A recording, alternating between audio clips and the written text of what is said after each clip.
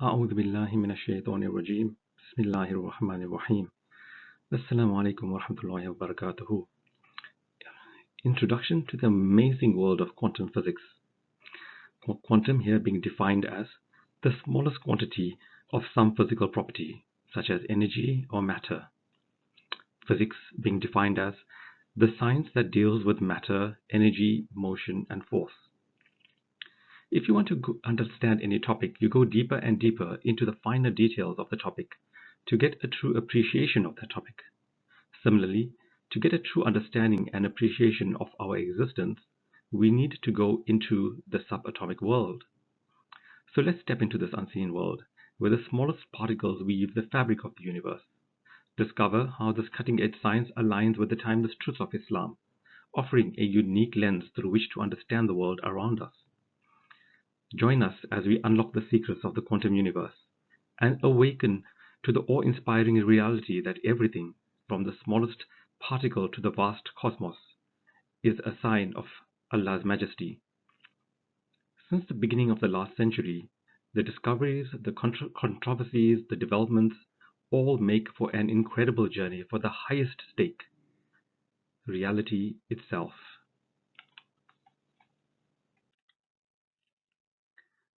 The outline of this presentation is as follows. We first start off with an overview of physics. Then we look into matter, and in particular, the widely accepted standard model of particle physics. We then look at waves, and in particular, the wave-particle duality, and the principle of quantum superposition that formalizes it. Then we look at some really astonishing behaviors, such as quantum entanglement and quantum tunneling. Then we look at quantum field theory, which is the latest understanding of the fabric of the universe. And finally, we will then try to draw parallels between quantum physics and Islamic mysticism as we use our understanding of quantum physics to branch into the field of metaphysics.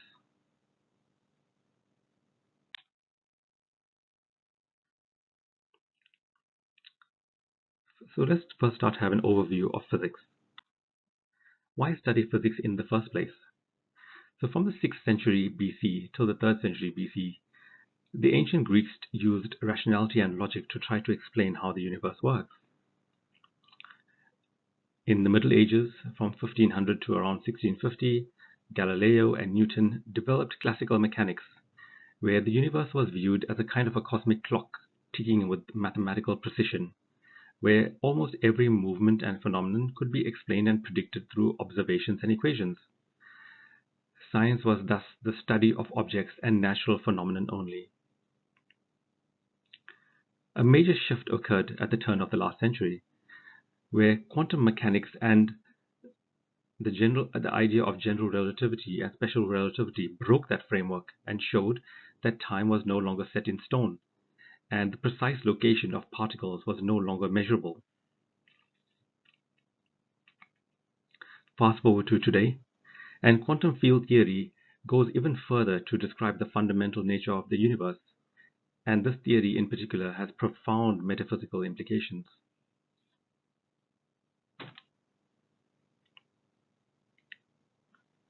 And here is a really poignant quote by the great physicist Stephen Hawking in his book A Brief History of Time. In his preface he writes, "If we find the answer to that, which is why the universe exists, it would be the ultimate triumph of human reason, for then we would know the mind of God."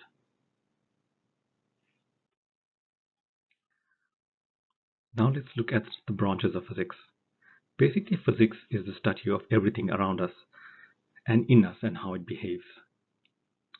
In terms of classical physics encompasses the laws of motion, concepts like energy, mass, and force. Key subdivisions such as mechanics, electromagnetism, optics, waves, and thermodynamics all form the bedrock of all engineering disciplines in our technological society. explaining everything from the flow of fluids to the principles of heat engines. Mathematical formalizations through calculus are used to define and predict the motion of objects, fluid flow, heat transfer, etc., which allow us to develop all sorts of machinery, domestic appliances, transportation vehicles, buildings, and infrastructure. Quantum physics, which is being increasingly studied, explores the behavior of matter and energy at the smallest scales, at the level of atoms and subatomic particles. It is being increasingly studied to help our understanding of the fundamental nature of reality. This branch is foundational to modern technologies like lasers, semiconductors, and magnetic resonance imaging, and it also extends into complex fields including nuclear physics, particle physics, and condensed matter physics.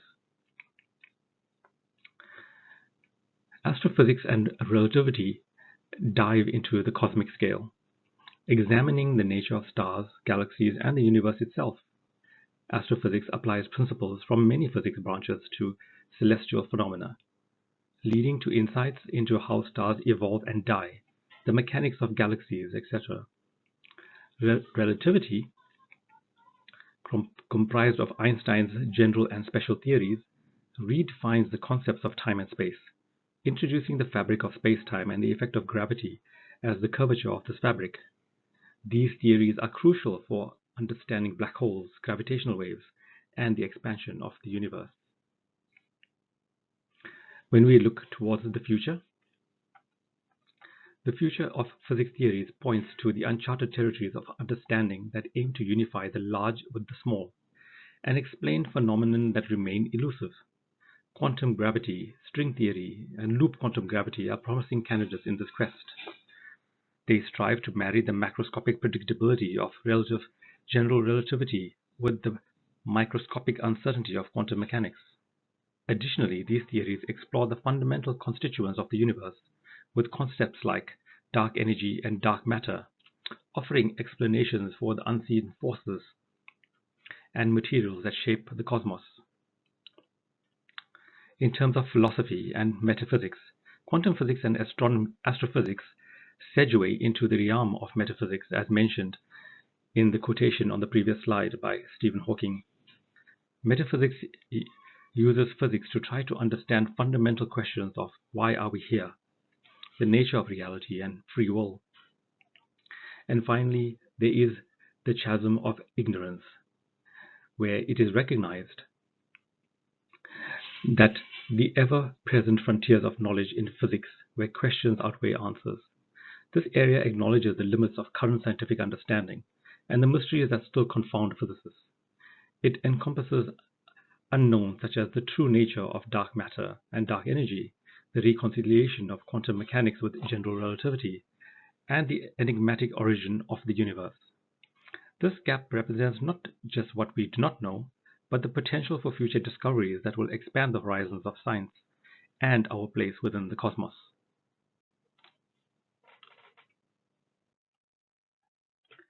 So why should I care about quantum physics? Well, it's because you use its products every day in the transistors in computers, in digital cameras, light-emitting diodes, lasers, nuclear power, and now increasingly in quantum computing.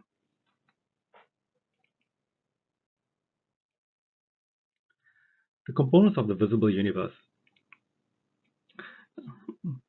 Matter is the most visible component in the universe. The atom is the basic building block of all molecules in the universe, including biological organisms. The atom itself is made up of elementary particles, such as the proton, neutron, electron. Energy is propagated through the universe via the electromagnetic spectrum. The electromagnetic spectrum is the range of all wave energies that we are constantly exposed to, starting off from low frequency waves such as radio waves, and going all the way to very, very high frequency waves such as gamma rays. Also, there are forces in the universe. The most dominant force is the force of gravity. Any two bodies that contain mass are attracted to each other.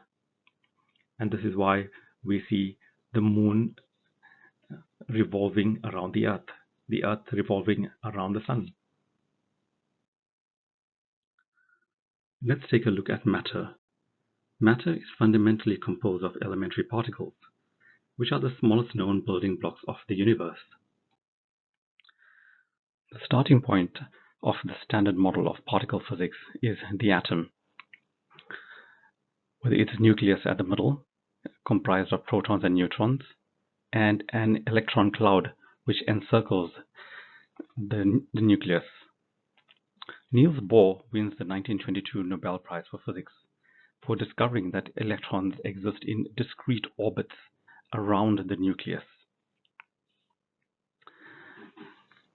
And these orbits correspond to different energy levels that the electrons would have in that atom. Now, this is the typical picture that one would normally come across of the atom. However, it is really not true to scale. In reality, the nucleus is actually the size of a pea in a football stadium. So 99.99% of the space within an atom is actually empty space. You can imagine that the nucleus would be a pea sitting here in the stadium, and the electrons would be circling on the outside of the stadium. So in essence, most of the space in your own physical body is largely empty space. The protons themselves are made up of other elementary particles. The proton has got 2 up quarks and 1 down quark, and the neutron has got 2 down quarks and 1 up quark. And essentially, the electron, up quark, and down quark are the building blocks for matter. In the overall framework of the standard model,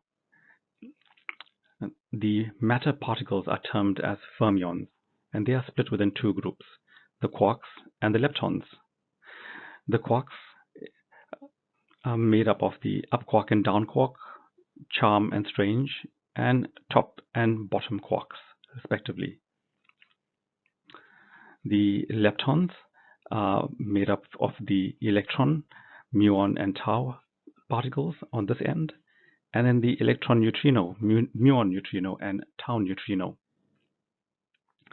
It must be noted here that the more exotic particles like the strange quark, bottom quark, charm, top, muon, tau, the tau neutrino, muon neutrino, these particles are formed in particle accelerators, and they live for very short periods of time, like just a few billionths of a second before they decay.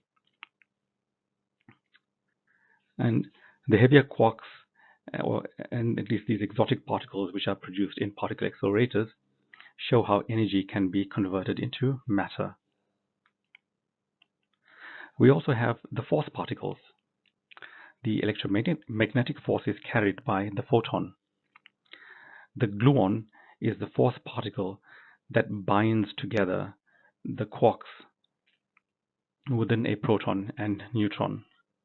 We also have the W boson and Z boson force particles, which are responsible for nuclear decay. And vice versa to what was said earlier about energy being converted into matter, here we can see that nuclear decay reactions result in slightly lower overall mass products than the original mass, and this shows how matter can be converted into energy. Now, the standard model predicted the Higgs boson being at the center of the entire model, and the Higgs boson is seen as an integral component of the Higgs field, which is a field thought to exist throughout the universe. According to the theory, particles acquire mass through their interaction with this field, and the more strongly a particle interacts with the Higgs field, the more massive its mass is. This boson was key to the standard model because without it, the model could not explain why particles have the mass that they do. The detection of the Higgs boson was thus paramount, and the search began for it.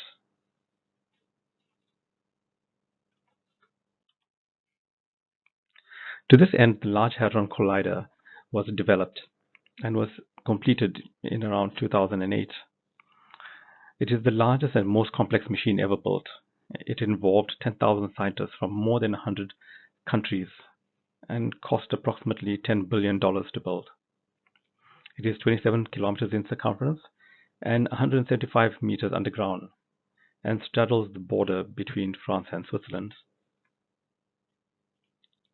It has superconducting tubes within it to propel the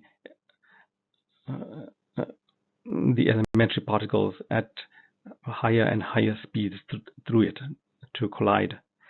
And those collisions are then detected by huge detectors. Here is an example of just one such detector, which is so huge in size to detect such minute particles. And lo and behold, the Higgs boson was finally found in 2012. This caused great excitement within the physics community. And here is a nice little photo of Professor Peter Higgs, who postulated this particle in the first place. And it was this tiny little bump on this graph that showed the existence of the Higgs boson.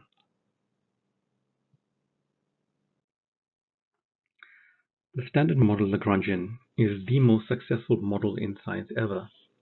It is an equation which defines the standard model, and it contains all the matter particles as well as the force particles as follows. This is the rather complicated looking equation that integrates the entire standard model together. There is one problem though. It does not contain a term for gravity. And this is the quest for theoretical physicists at the moment, is how to integrate gravity, which operates on a large scale with large masses over large physical distances, with quantum mechanics, which operates on the microscopic scale.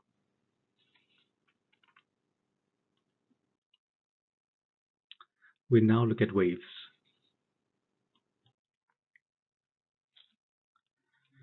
During the day, light from the sun bounces off objects and is reflected to a person's eye. This is called reflection, and it showcases the wave nature of light. Refraction also shows the wave nature of light. If you have a pencil in a glass of water, the pencil appears to bend inside the water. And this is because light was first traveling through the medium of air and then travel through the medium of water, which has got a different density. And this change in density is what causes light itself to bend.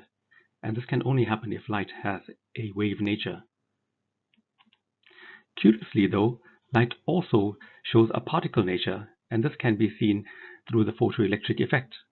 If you take a torch and shine it on a photoelectric surface, electrons are ejected, creating an electric current. However, if you take another torch and shine it on the same surface, and the second torch is exactly the same as the first one, then there is an increase in the amount of electrons which are being ejected. If the brightness of the second torch is greater than the brightness of the first torch, it makes no difference. And so it shows that the photoelectric effect depends on intensity, not on frequency. Albert Einstein wins the Nobel Prize for Physics in 1921 for postulating that light has a particle nature, and this was a major breakthrough in physics.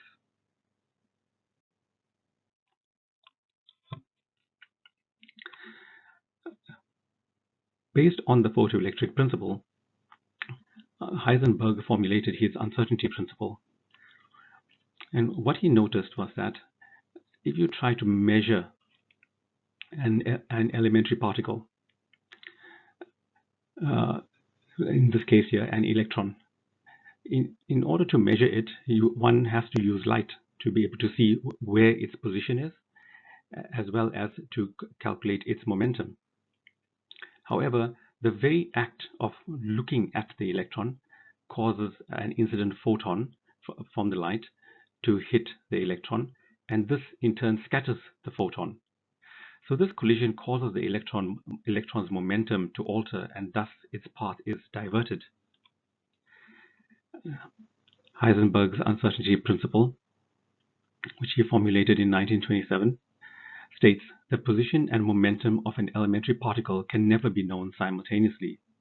So you either know the position, but you won't know the momentum, or you will know the momentum, but you will not know the position. In around about the year 1800, the renowned physicist Thomas Young noticed something very interesting.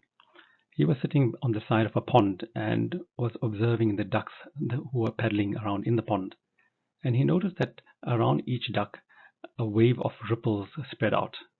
And where the ripples collided with each other from two different ducks, it created an interference pattern. And this sort of interference pattern can be recreated, for example, just by taking two balls, as shown here, and thumping them into the water. And as they do so, the interference pattern that is generated shows regions of constructive interference and regions of destructive interference,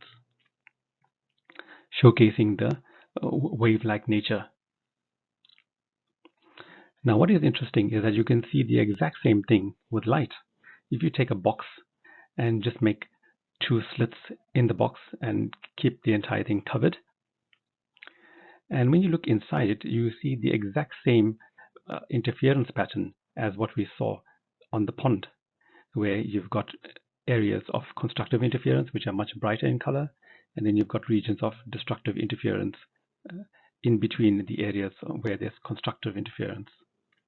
So there's these peaks here of intensity of light, and then there's also troughs where there's absolutely nothing in between. In 1801, Thomas Young devised the double-slit experiment. At that time, he used water waves. Nevertheless, that same experiment can be replicated, and in this case here, using an electron gun. And you have a plate with two slits and a photographic plate behind it. And from this electron gun, you then fire out one electron at a time. And one would think intuitively that since there's only two slits, that there really should just be two bands behind forming on the photographic plate. However, this does not happen. Instead, what we see is a series of bands. And the series of bands can be represented by a probability distribution function similar to this here, where each one of their peaks corresponds to the highest intensities of the collision of the electrons with the photographic plate. Now, what happens in a situation where, let's just say, we want to find out through which slit does the electron pass through, and by the way, this experiment has been done with not only electrons but also with photons and with very large molecules. And if we want to try to discern through which slit that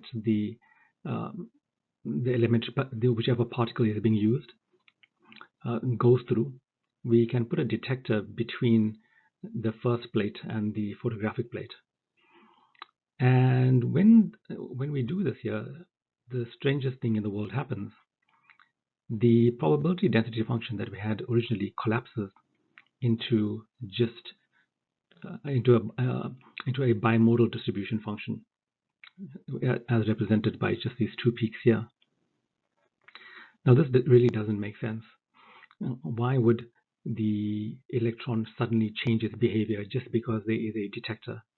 And remember, this detector does not interfere with the experiment in any way whatsoever. It's only just sitting there in a completely benign, idle fashion.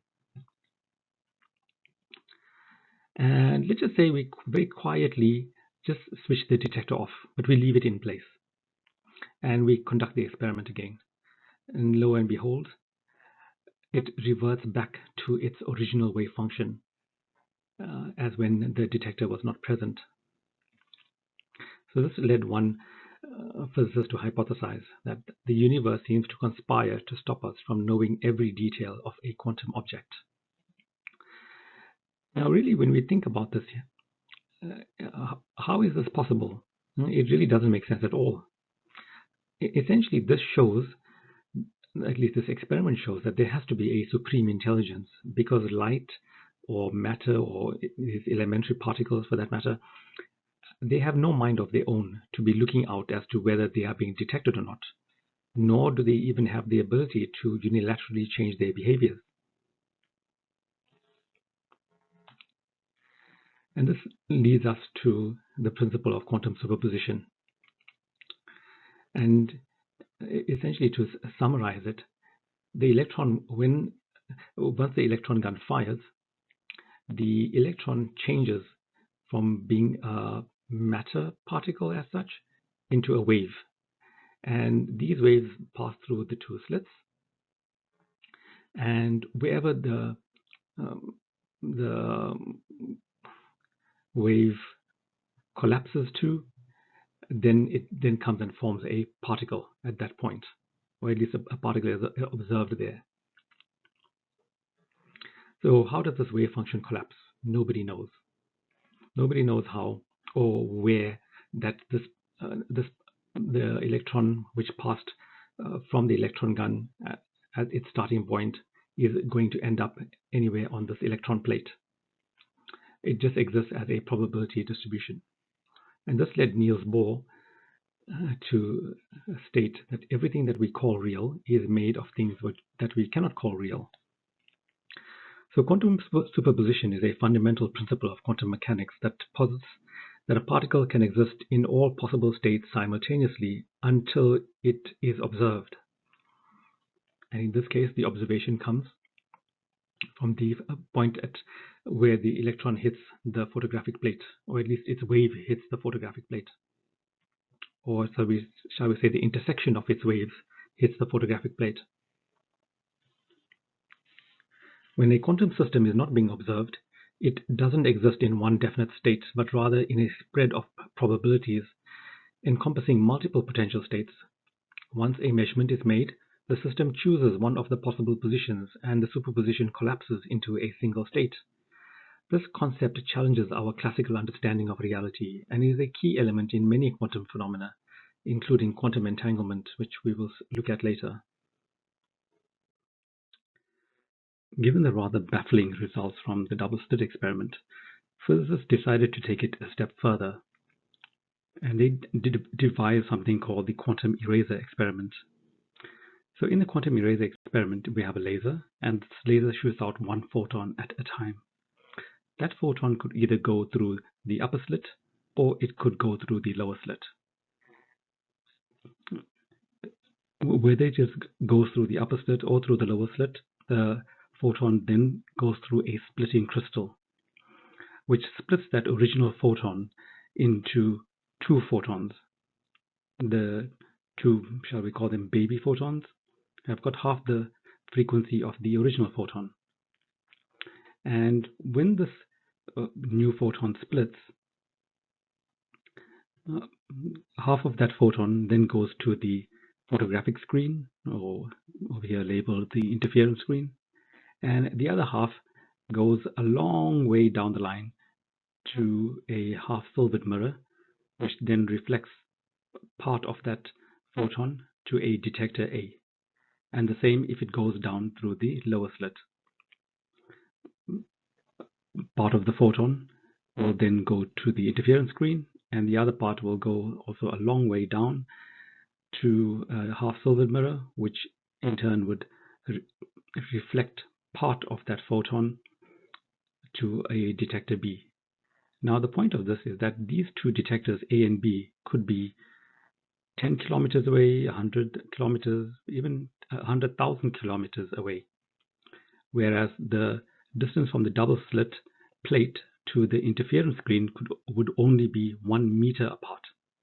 So in other words, the split photon that comes out of the splitting crystal would take much longer to reach either detector A or B. And as a result, it would now be, in a way, tricking light, because if you remember in the previous slide, the detector was situated between the double slit plate and the interference plate, somewhere there. So in a way, this is a sort of trying to trick light into thinking that you don't really know whether you are going to be detected or not, by putting the detectors very, very far away. But the craziest thing happens in the experimental results. The behavior at detector A and B is as if light still knows that the detector is switched on, and that the detector is, for example, in between the double slit and the interference screen. And this leads us to the craziest and most remarkable conclusion, that actually the future affects the present, because the light is going to take much longer to get to detector A and B, which is going to be in the future. Yet it affects its present behavior, in that when it lands on the interference screen, it now shows this bimodal behavior, as what we had seen in the last slide. They then went even further by then placing a full silvered mirror much further down the line, and the light that was transmitted by the half silvered mirror from both the upper slit as well as the lower slit went down and was fully reflected by the full silvered mirrors. And that light from the full silvered mirrors on both sides then went up to a half silvered mirror, and this half silvered mirror then reflected part of that light to a detector C and to a detector D. And it did this for the light both at coming from the upper slit as well as the lower slit. So in this case now, what this would mean from the experimenter's point of view is that now the experimenter would no longer know whether the light was traveling through the upper slit or the lower slit, because when it came down here, it is now going through the half silver mirror, and it is going through to both detectors, and the same goes for the lower one. And because we now no longer know where the light is passing through, the light now behaves as if the detector is switched off, and it resumes its multimodal behavior. This is indeed a very, very strange and bizarre aspect of quantum physics. And really what it just goes to reaffirm is that there has to be a supreme intelligence, because light or matter does not have a mind of its own, and neither does it have the ability to unilaterally change its own behavior. The results from quantum superposition were so bizarre that it prompted the physicist 𝗠𝘁𝗵𝗃𝗀 to devise a thought experiment to highlight the absurdness of quantum physics. And his thought experiment goes as follows. Imagine putting a cat in a box with a radioactive atom that has a 50% chance of decaying in 1 hour. After 1 hour, the cat would be in a superposition of alive and dead states until the box is opened and the cat is observed, collapsing the wave function into either alive or dead. So what this means is that if we take a box and the cat is here sitting very annoyed inside the box, and we have a radioactive material in there, and if this radioactive material decays, it will then be picked up by the Geiger counter. The Geiger counter in turn will induce the scissors to cut the string which is holding the hammer. The hammer then falls and breaks open the poison, and the cat dies. So if the material does not decay, the cat lives, and if the material has decayed, then the cat has been killed by the poison. So according to the Copenhagen interpretation, the cat is both alive and dead after the 1 hour, it exists in a state of superposition until the box is opened and the cat is observed, either being alive or dead.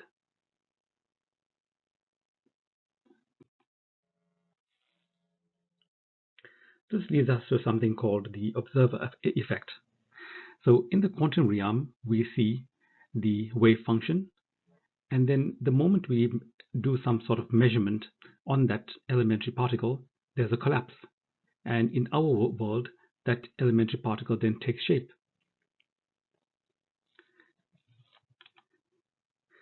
So Niels Bohr very famously said, "Nothing in nature can be proven to exist unless someone looks at it." And Albert Einstein countered, "I like to think that the moon is still there when I am not looking at it." So both are correct. Niels Bohr, speaking from the quantum physics scale, is definitely correct. And Albert Einstein, speaking from the macroscopic scale, is correct. This leads us to the question of how real is reality? The latest research out there is becoming increasingly skeptical of reality. We have headlines like this: "Objective reality may not exist at all," quantum physicists say. Or another one: "Our study suggests that objective reality doesn't exist." And even further, the quantum experiment that could prove reality doesn't exist. In fact, the largest quantum object measured directly so far is a nanocrystal with around 1 billion atoms, and researchers are continuing to push the boundaries on the size of objects, displaying this quantum strangeness.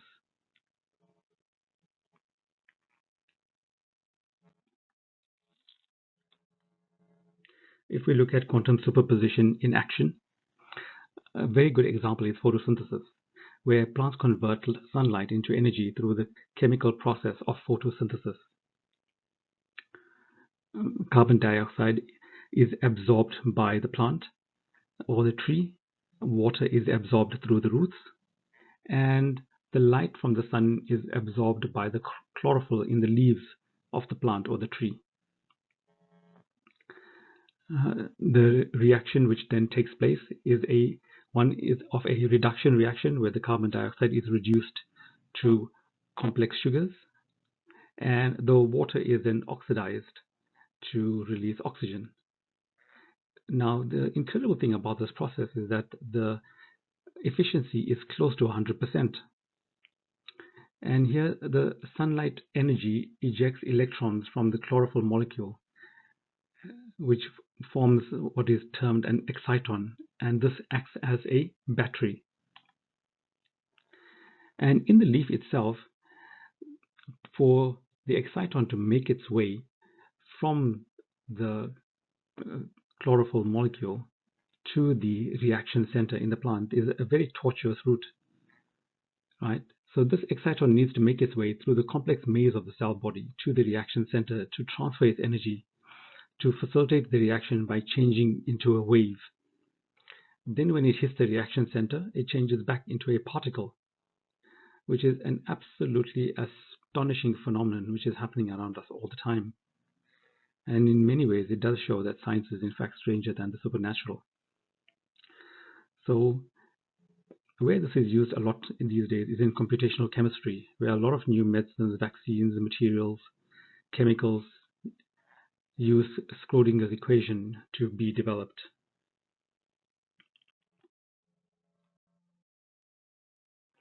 There are more weird behaviors in quantum physics.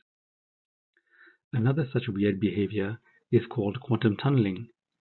Over here, we have a force barrier and an electron on the one side of the force barrier. And this electron has a kinetic energy which is much less than the potential energy needed for it to cross over onto the other side of the force barrier. And yet, even without that required energy, the electron is still able to make itself across this force barrier. So how is this possible? Essentially, an evanescent wave forms at the boundary, and some of it makes it through the barrier. This wave function decays exponentially across the barrier, and is very, very weak on the other side of the barrier. However, there is still a small probability that you, as the electron surfing on this wave, can end up across the barrier. Let's have a look at quantum tunneling in action. A fantastic example is that of the Sun and the nuclear fusion reaction which occurs in the Sun. So hydrogen atoms in the Sun have zero probability of fusing together under gravity to give energy, because the hydrogen atoms, which are essentially protons, when they come together, they are both positively charged and they repel each other. However, in 1 in 10 to the power 28 of these collisions, we have quantum tunneling, where these hydrogen atoms cross over that force barrier to fuse to give helium and at the same time emit energy. Now, if we think about it, that it's only 1 in 10 to the power 28 of these collisions that this fusion process occurs, and that this quantum tunneling takes place, which is a truly astounding number. And what this essentially implies is that there is a 99.999999999999999% probability of creation.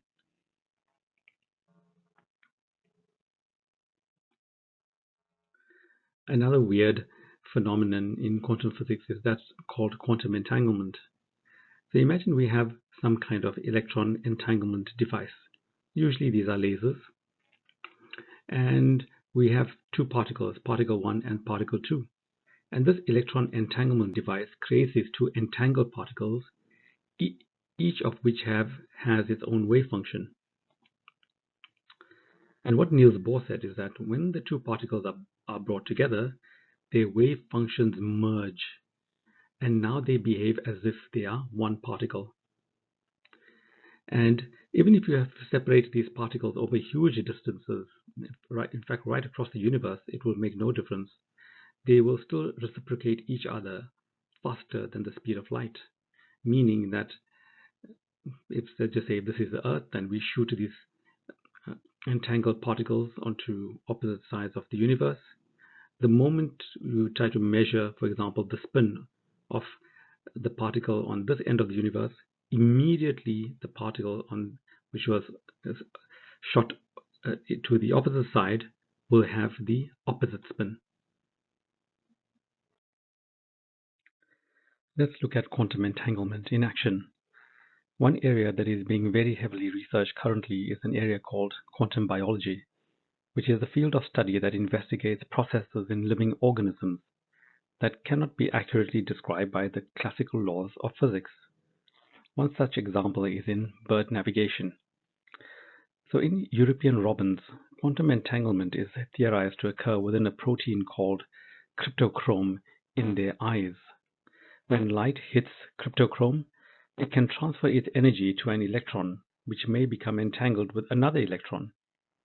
And this process creates a pair of electrons with linked quantum states, which are sensitive to the Earth's magnetic field. The orientation of this magnetic field affects the outcome of the entanglement, altering the chemical signals sent to the bird's brain and aiding in navigation by providing a molecular level compass guided by quantum mechanics. Another area is in quantum computing. These are computers that can solve combinatorial problems exponentially faster than transistor-based computers. And yet another area is in cryptography, where the currently widely accepted asymmetric public key encryption, which is based on mathematics and large prime numbers, would be replaced by a physics-based encryption using quantum entanglement, where here at the quantum level, it would be able to alert the recipient if the information transfer was eavesdropped on, for example, for voting, messaging, and blockchain. As we saw earlier, Einstein was fundamentally perturbed by the probabilistic nature of quantum mechanics. And one of his most famous sayings was, "I, at any rate, am convinced that he," meaning God, "does not throw dice." And Niels Bohr, on the other hand, who favored the Copenhagen interpretation, he retorted by saying, "Einstein, stop telling God what to do." So Einstein had opposed the Copenhagen interpretation of quantum entanglement, and this resulted in more than 30 years of wasted effort in trying to develop his so-called unified field theory. And in doing so, he really misled many other physicists along the way. It was only at the end of 2022 that the Nobel Prize for Physics was awarded to 3 physicists for proving Einstein wrong. They are Alain Aspect from University Paris-Saclay in France, John Clauser from J.F. Clauser and Associates in the United States, and Anton Zeilinger from the University of Vienna. So Albert Einstein, along with collaborators Podolsky and Rosen, they came up with what they called the EPR paradox, where they argued that quantum mechanics was incomplete, proposing that particles could have predetermined properties before measurement. So John Bell formulated Bell's theorem, which provided a way to test the EPR's assumptions against the predictions of quantum mechanics. And it was experiments, notably by Alain Aspect, which measured entangled particles and found correlations that violated Bell's inequalities, supporting quantum mechanics predictions. This disproved EPR's notion of local hidden variables, affirming the non-local interconnected nature of quantum particles, as described by quantum mechanics.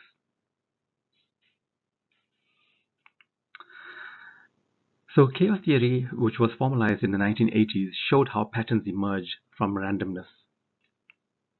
And in this example here of the Sierpinski triangle, if we take a starting point and then you then take a random vertice and draw a line between them, and you then put another dot between those 2 points and keep on doing this iteratively, you eventually get this wonderfully symmetric image forming.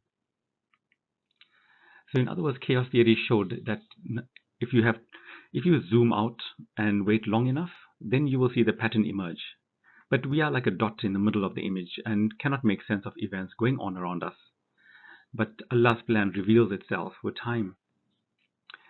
Einstein made the mistake of wanting the universe to conform to his mental view instead of acknowledging the evidence in front of him. And he fell into the same trap as Isaac Newton, who believed that everything was deterministic. And they held this reductionist view. They felt that nature must be predictable. Unfortunately, chaos theory was only invented much later, after Einstein died. If it was before, he probably would have had no problem in accepting quantum mechanics.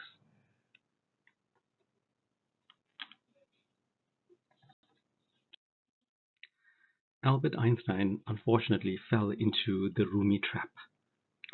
Jalaluddin Rumi, rahmatullah alayh, the famous Turkish poet, gives a story in his monumental work, the Masnavi, of 4 blind men encountering an elephant. The first man feels the trunk, and he says that this object is like a big snake. Another man holds a leg, and he says, no, it is like a tree stump. Yet a third holds the ear and says, what are you saying? It is like a sheet of leather. And the last one, who grabs hold of the tail, says, you are all wrong. It's actually like a furry mouse. So all of them are actually incorrect, because the object is an elephant. And this is why it's important to approach things with a trans-perspective approach. Trans-perspectivism being defined as the way to seek an understanding of truth through other perspectives or traditions and incorporating them into our own. And as the most famous detective in the world, Sherlock Holmes, said, It is a capital mistake to theorize before one has data. Insensibly, one begins to twist facts to suit theories, instead of theories to suit facts.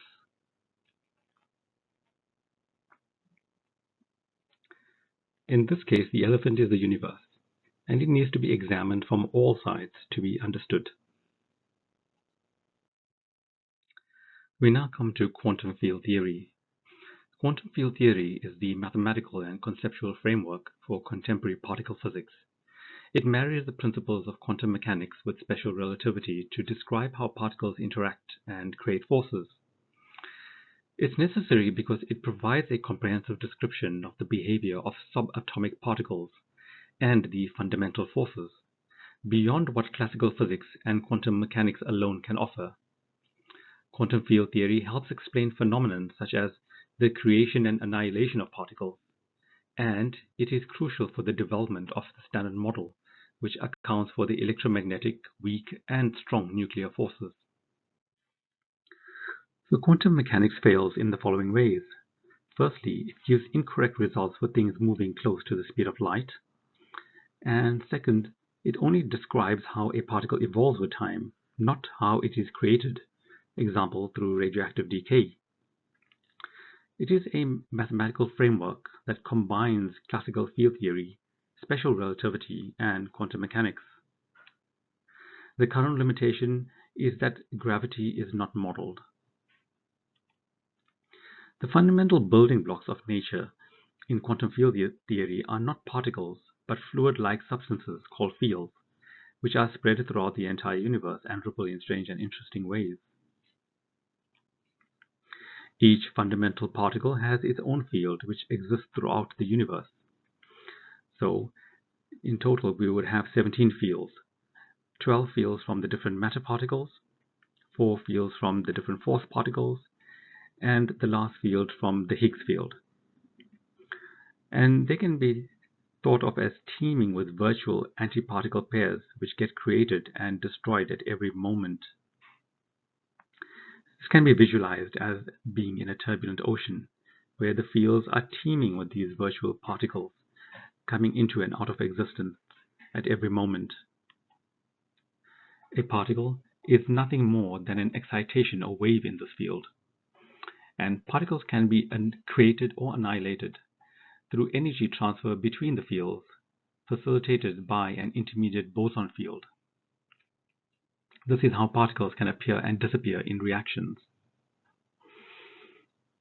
The fields are always there, only their respective energies change. And here is a visualization to show how all these fields can coexist together.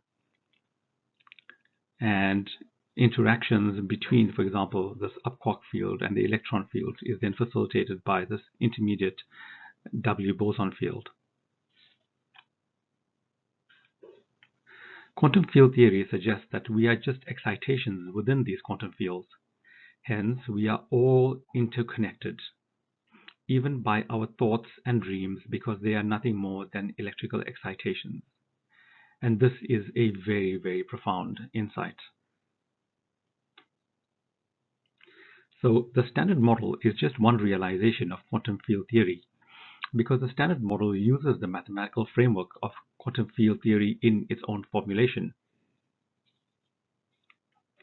Just like the waves on an ocean are just part of the same ocean and they come and go, so too are the fundamental particles just waves in the same ocean of quantum fields, and we are just ripples within that field.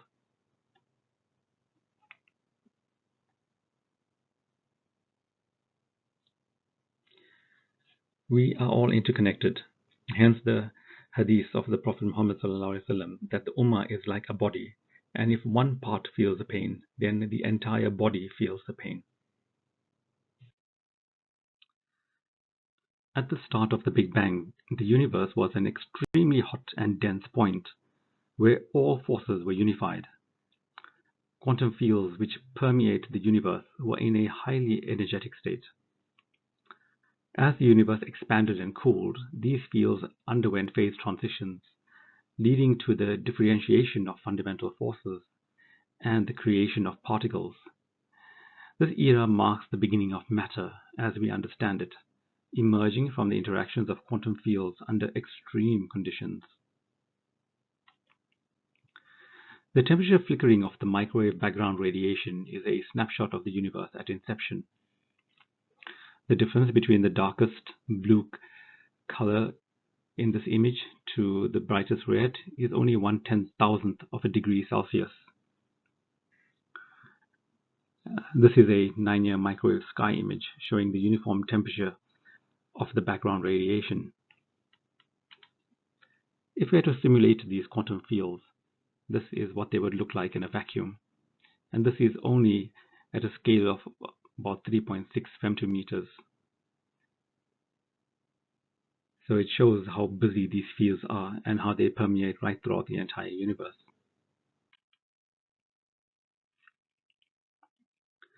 Mathematics is the language of the universe, and as Pythagoras correctly stated almost 300 years ago, the world is not made up of earth, wind, water, and fire, but rather of number. For example, the Dirac equation in 1928 predicted the existence of antimatter, which was then found in 1932. So it is the maths that is helping guide us to the fundamental description of the universe. So what is the goal of theoretical physics? The goal is to come up with a theory of everything by creating the single greatest equation ever written that correctly predicts every single experiment done in science ever. An equation that incorporates all the force particles and all the matter particles, and including gravity. So this integrated equation here includes gravity, electromagnetism, the strong nuclear force, the weak nuclear forces, the matter particles, as well as the Higgs boson.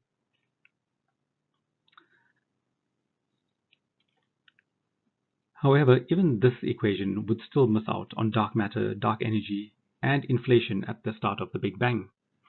There are currently grand unification attempts, where it is thought that maybe the force particles and the matter particles are actually all of just one field, and we are just viewing them from different angles.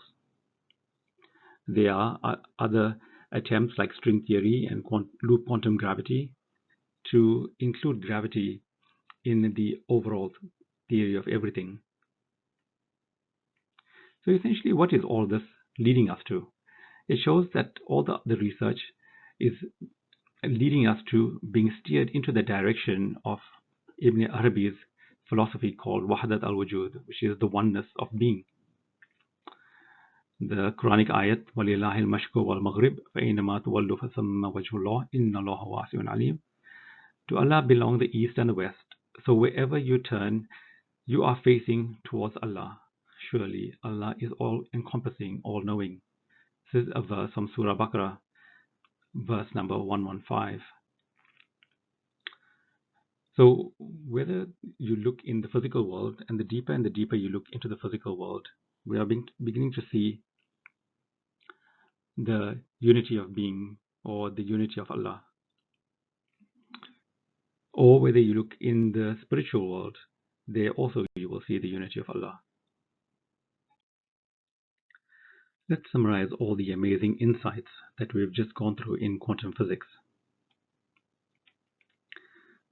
First, the addition of elementary particles to the atom dramatically changes its physical properties. So all the different elements that we have in the periodic table just have different combinations of these elementary particles of protons, neutrons, and electrons. And that difference is what gives it its vastly different physical characteristics.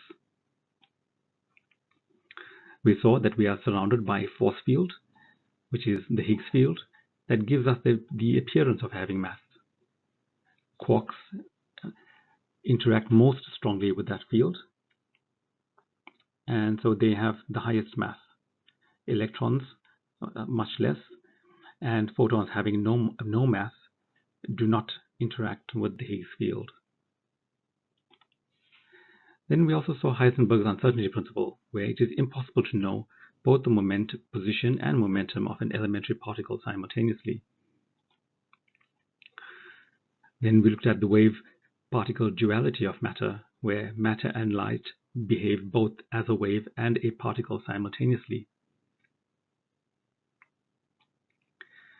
Then we saw that light and elementary particles behave differently when you observe it than when you are not observing it, to the point of where the future affects the present. And this we saw in the quantum eraser experiment. Entangled elementary particles can communicate over huge distances faster than the speed of light. In quantum tunneling, we saw that elementary particles can pass through force barriers, even though that they don't have the energy to do so. And finally, quantum field theory suggests that each matter and force particle has its own field spread throughout the universe. Now let's branch over into metaphysics, where metaphysics being the intersection between physics and mysticism.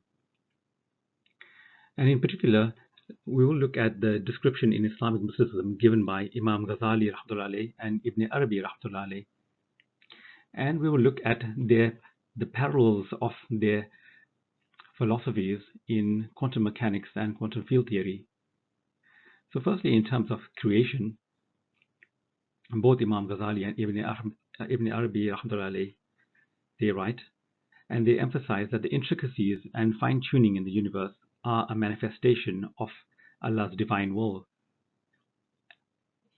And in quantum mechanics, we see that the same thing. We can see the infinitesimal probability of quantum tunneling in the sun contributing to the anthropic principle, which suggests a universe that is finely tuned for life and complexity, pointing to creationism. Also, in terms of creation, they also state that everything is continuously created and annihilated, and quantum field theory suggests the same. In terms of reality and illusion, they say that Allah is responsible for the existence of objects and their properties.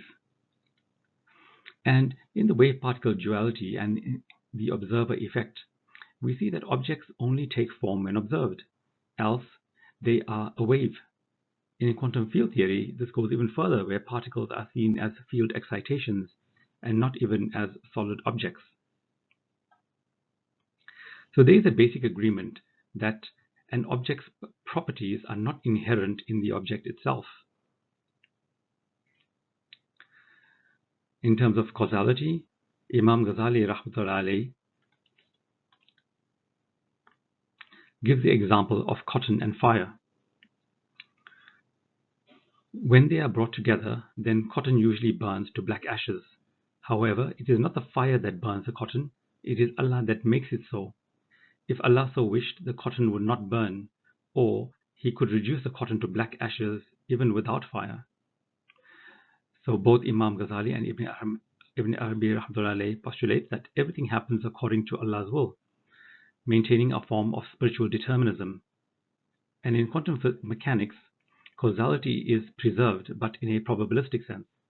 Events cannot be predicted based on prior conditions, but rather follow statistical distributions. In terms of Allah's attributes, they say, and they emphasize that Allah's knowledge is comprehensive, far-reaching, and deeply integrated into the fabric of existence, and the supreme controller of both the internal and external states of all that exists. The quantum eraser experiment proves Allah's attributes clearly, that is, Allah is all-knowing, and that Allah is the controller. In terms of interconnectedness, both Imam Ghazali and Ibn Arabi rahmatullahi, they explore how actions, ethics, and spirituality are all interconnected, emphasizing a life harmoniously centered around Allah. And in quantum mechanics and quantum field theory, we see that quantum entanglement illustrates a deep connection between particles regardless of distance. In quantum field theory, particles and fields are interconnected, and changes to one affect others even at very large distances.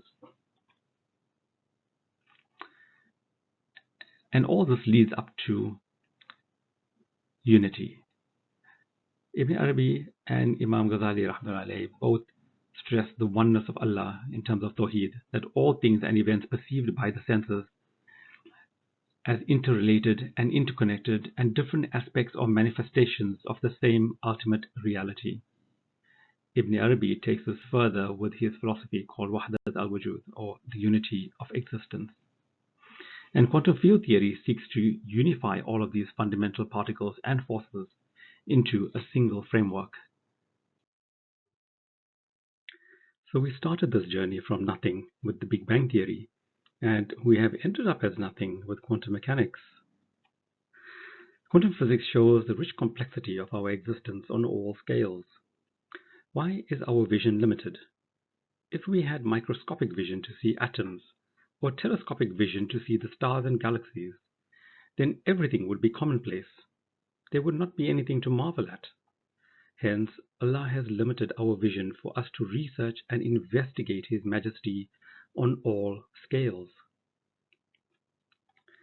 The famous children's author Hans Christian Andersen very candidly said, "The whole world is a series of miracles, but we are so used to them that we call them ordinary things." And from all the elements in quantum physics that we have seen in terms of quantum superposition, quantum entanglement, and quantum tunneling, this is very true. The evidence of our non-existence is woven into the very fabric of our existence. And this is a very profound conclusion that we can take away from quantum physics. The quest for understanding the universe in physics enhances our appreciation and contemplation of Allah's attributes.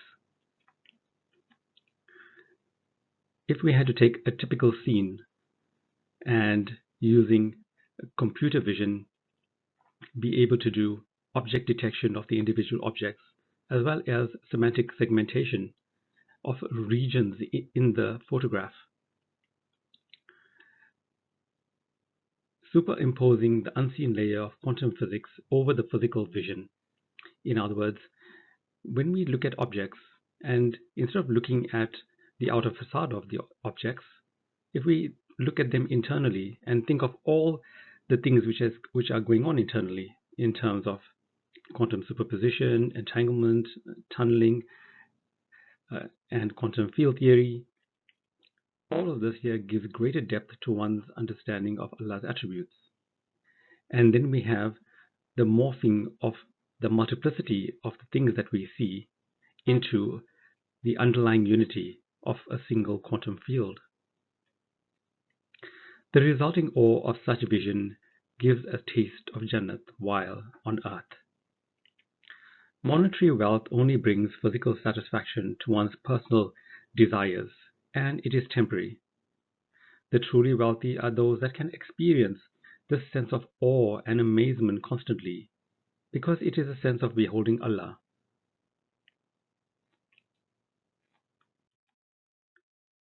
Jazakallahu khair.